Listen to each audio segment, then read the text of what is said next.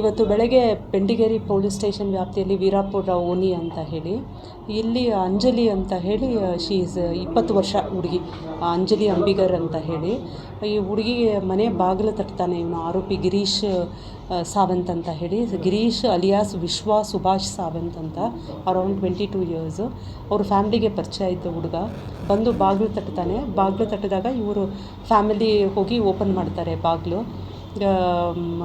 ಈ ಹುಡುಗಿ ಅಂಜಲಿಯನ್ನು ನೋಡಿದ ತಕ್ಷಣ ಅವನು ಚಾಕು ತೊಗೊಂಡೇ ಬಂದಿರ್ತಾನೆ.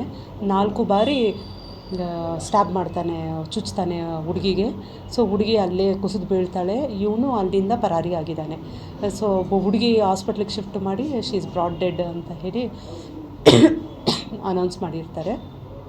ಸೊ ಆರೋಪಿ ಪತ್ತೆ ಕಾರ್ಯದ ಕುರಿತು ನಾವು ವಿಶೇಷ ತಂಡವನ್ನು ರಚನೆ ಮಾಡಿದ್ದೀವಿ. 2 ಟೀಮ್ ಮಾಡಿದ್ದೀವಿ. CCB ಟೀಮ್, ಪ್ರತ್ಯೇಕ CCB ಟೀಮ್ ಒಂದು, ಅದರ ಜೊತೆಗೆ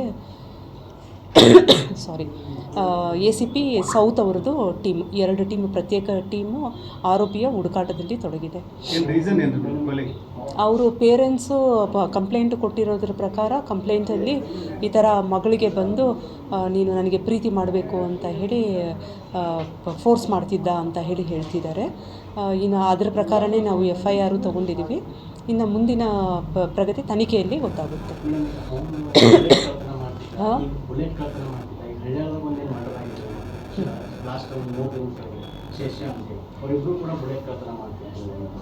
ಅಲ್ಲ, ಇವನು ಎಮೋ ಆಸಾಮಿ ಇದ್ದಾನೆ ನಮ್ಮಲ್ಲಿ. ಮತ್ತು ಇವನು ಬೇರೆ ಕಡೆ ಬೇರೆ ಏನಾದರೂ ಇನ್ವಾಲ್ವ್ಮೆಂಟ್ ಇತ್ಯಾದಿ ಏನಾದರೂ ಇದೆ, ಅದು ಡ್ಯೂರಿಂಗ್ ಇನ್ವೆಸ್ಟಿಗೇಷನ್ನು ಪ್ರಕರಣದಲ್ಲಿ ವಿ ವಿಲ್ ಚೆಕ್. ಪ್ರಕರಣವನ್ನು ಕರೆಕ್ಟಾಗಿ ತನಿಖೆ ಆಗುವ ಕುರಿತು ACP ಸೌತ್ ಅವರಿಗೆ ಆರ್ಡರ್ ಮಾಡಿದ್ದೀನಿ, ಟ್ರಾನ್ಸ್ಫರ್ ಮಾಡಿದ್ದೀನಿ. ಅವರು ಒಂದು ವಾರದಲ್ಲಿ ಬೆಂಡಿಗೇರಿ ಪೊಲೀಸ್ ಸ್ಟೇಷನ್ಗೆ ಬಂದು ಜೀವ ಬೆದರಿಕೆ ಆಗ್ತಿದೆ ಅಂತ ಅಲ್ಲ, ಪೊಲೀಸ್ ಸ್ಟೇಷನ್ಗೆ ಬಂದು ಹೋಗಿದ್ದಾರೆ ನಿಜ, ಅದು ವಿಜುವಲ್ ಇದು ಇದೆ. ಬಟ್ ಅದು ಬೇರೆ ಕಂಪ್ಲೇಂಟ್ ಕೊಟ್ಟಿದ್ದಾರೆ ಅಂತ ಹೇಳಿ ಸ್ಟೇಷನ್ ಅವರು ಹೇಳ್ತಾರೆ. ಅದನ್ನು ಪ್ರತ್ಯೇಕವಾಗಿ ಇಲಾಖಾ ವಿಚಾರಣೆ ಮಾಡಿ ತಪ್ಪಿಸ್ತರು ಯಾರಿದ್ದಾರೆ ಅವ್ರ ಬಗ್ಗೆ ಕ್ರಮ ಜರುಗಿಸ್ತೀವಿ. ಅಲ್ಲ ನೋಡೋಣ, ಅದೆಲ್ಲ ಈಗ ನಾವು ಅವರ ಅಜ್ಜಿಗೆ ಮಾತಾಡಿರೋದು, ಅವರ ಸಿಸ್ಟರ್ಗೆ ಮಾತಾಡಿರೋದು. ಇದು ತನಿಖೆಯಲ್ಲಿ ಎಲ್ಲ ಆಯಾಮಗಳಲ್ಲಿ ಪರಿಶೀಲನೆ ಮಾಡ್ತೀವಿ. ಮುಂದಿನ ತನಿಖೆಯಲ್ಲಿ ವಿಚಾರಗಳು ಕ್ಲಿಯರ್ ಆಗಿ ಗೊತ್ತಾಗುತ್ತೆ. ಇಲ್ಲ ಅದೇ ಹೇಳ್ತಾ ಇರೋದು, ಅವರು ಸ್ಟೇಷನ್ಗೆ ಬಂದಿದ್ದಾರೆ, ಹೌದು, ನಮ್ಮ ಹತ್ರನೂ ಫುಟೇಜ್ ಇದೆ, ಬಂದಿದ್ದಾರೆ. ಅದು ಏನು ಯಾವ ವಿಷಯದ ಕುರಿತು ಕಂಪ್ಲೇಂಟ್ ಮಾಡೋಕ್ಕೆ ಬಂದಿದ್ದಾರೆ ಇತ್ಯಾದಿ ಅಂತ ಹೇಳಿ ಈಗ ಎಲ್ಲ ಸ್ಟೇಷನ್ನು ಎಲ್ಲ CCTV ಕವರೇಜ್ ಇದೆ. ಯಾರು ಏನು ಸುಳ್ಳು ಹೇಳೋಕ್ಕಾಗೋದಿಲ್ಲ, ಇನ್ನೊಂದು ಮಾಡೋಕ್ಕಾಗೋದಿಲ್ಲ. ಅದು ಏನಿದೆ ಪ್ರತ್ಯೇಕವಾಗಿ ಎನ್ಕ್ವೈರಿ ಆರ್ಡರ್ ಮಾಡಿದ್ದೀನಿ. DCP 2 ಅವರ ನೇತೃತ್ವದಲ್ಲಿ ಎನ್ಕ್ವೈರಿ ಆರ್ಡರ್ ಮಾಡಿದ್ದೀನಿ. ಅದರ ಬಗ್ಗೆ ಸೂಕ್ತ ಕ್ರಮ ತಗೋತೀವಿ. ಇನ್ನೂ ಆಗಿಲ್ಲ, ಸದ್ಯದಲ್ಲಿ ನಾವು ಅರೆಸ್ಟ್ ಆದ ತಕ್ಷಣ ನಿಮಗೆ ಇನ್ಫಾರ್ಮೇಷನ್ ಶೇರ್ ಮಾಡ್ತೀವಿ.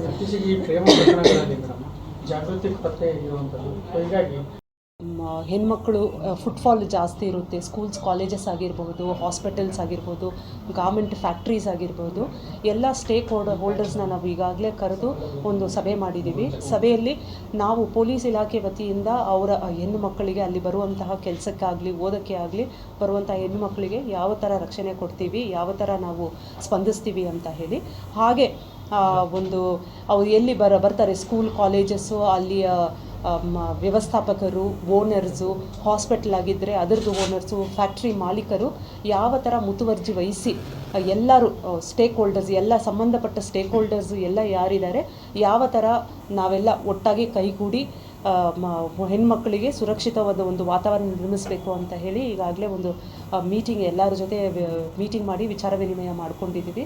ಅದರ ಬಗ್ಗೆನೂ ಕ್ರಮ ವಹಿಸ್ತಾ ಇದ್ದೀವಿ.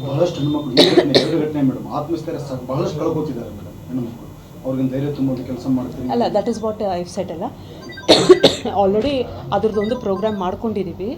ಮಾಡಿ ಎಲ್ಲ stakeholders, schools college principals, factory owners, ಹಾಸ್ಪಿಟಲ್ಸಲ್ಲಿನೂ ಹೆಣ್ಮಕ್ಳು ಜಾಸ್ತಿ ಕೆಲಸ ಮಾಡ್ತಾರೆ. ಎಲ್ಲೆಲ್ಲಿ ಹೆಣ್ಮಕ್ಳು ಬರೋದು ಹೋಗೋದು ಜಾಸ್ತಿ ಇರುತ್ತೆ ಅಂಥವ್ರನ್ನೆಲ್ಲ ಕರೆದು ಅವ್ರ ಕಡೆಯಿಂದ ಅವರು ಏನೇನು ಕ್ರಮ ಜರುಗಿಸ್ಬೋದು, ನಾವು ಯಾವ ಥರ ಅವ್ರಿಗೆ ಸಹಕಾರ ಕೊಡ್ತೀವಿ, ಅವರು ಎಲ್ಲರೂ ಸೇರಿ ಯಾವ ಥರ ಒಂದು ಸುರಕ್ಷಿತ ವಾತಾವರಣವನ್ನು ನಿರ್ಮಿಸ್ಬೋದು ಅಂತ ಹೇಳಿ ಈಗಾಗಲೇ ಸಭೆಯನ್ನು ಮಾಡಿದ್ದೀವಿ. ನಾವು ವಿಚಾರ ವಿನಿಮಯ ಮಾಡ್ಕೊಂಡಿದ್ದೀವಿ.